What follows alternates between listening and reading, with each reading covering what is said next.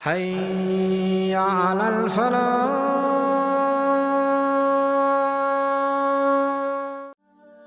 It's a very touching story. It also shows the love of Allah subhanahu wa ta'ala, the power of Allah subhanahu wa ta'ala. Never ever underestimate the power of Allah.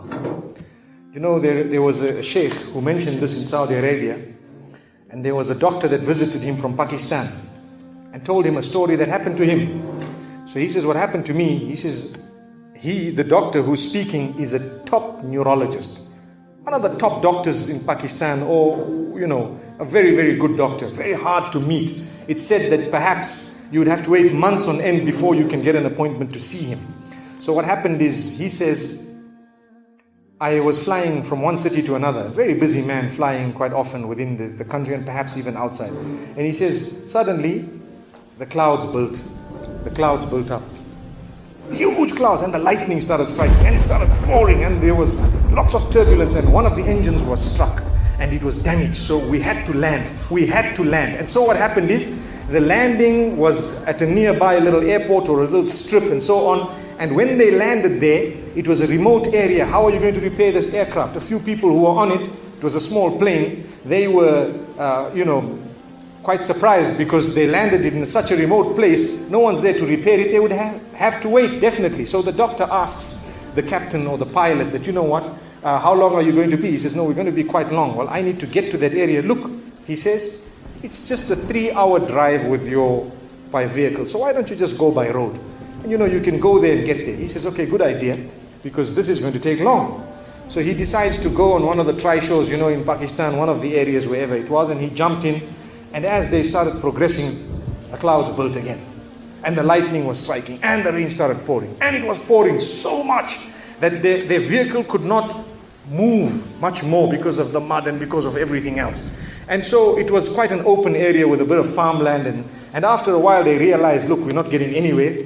There's a little house here. Why don't we just go there? We can read our salah. Perhaps we can, see, have a bit of a meal or whatever else.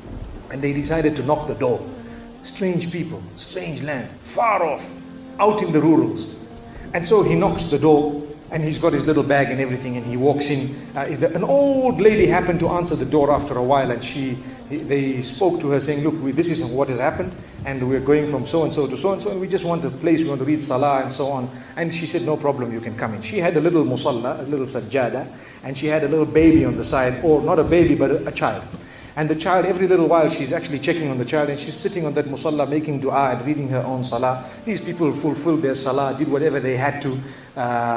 And when they were about to leave, they spoke to the old lady saying, thank you very much, jazakumullah khair, and so on. And, we're going, what's happening to this child, So the woman says, look, the child is an orphan.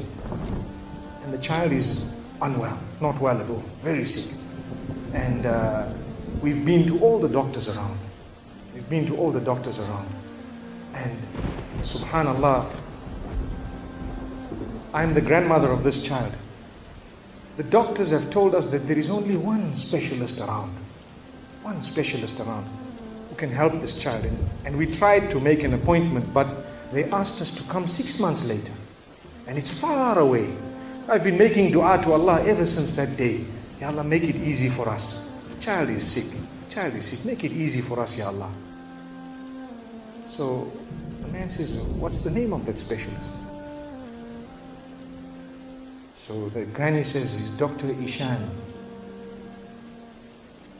Immediately this doctor burst into tears.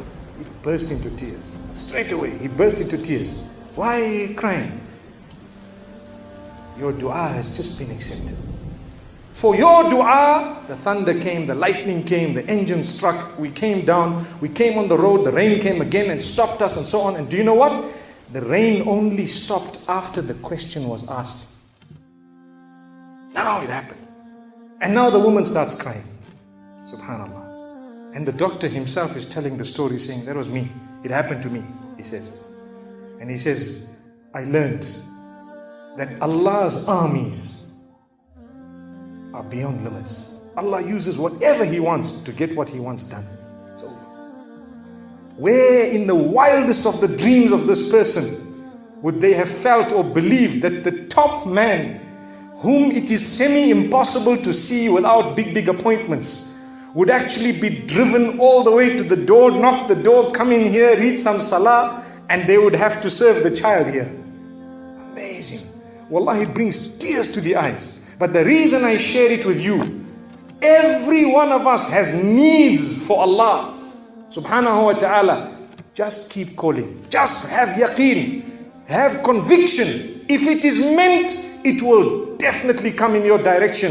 You know, we use the term by hook or crook, but I don't want to use that today. I want to tell you, by the mercy and power of Allah subhanahu wa ta'ala, it will happen, it will come to pass. May Allah subhanahu wa ta'ala bless us. May He open our doors. May He grant us all shifa. And may He make us firm believers that for Him, nothing is impossible. Wa sallallahu wa sallama wa baraka ala nabina Muhammad.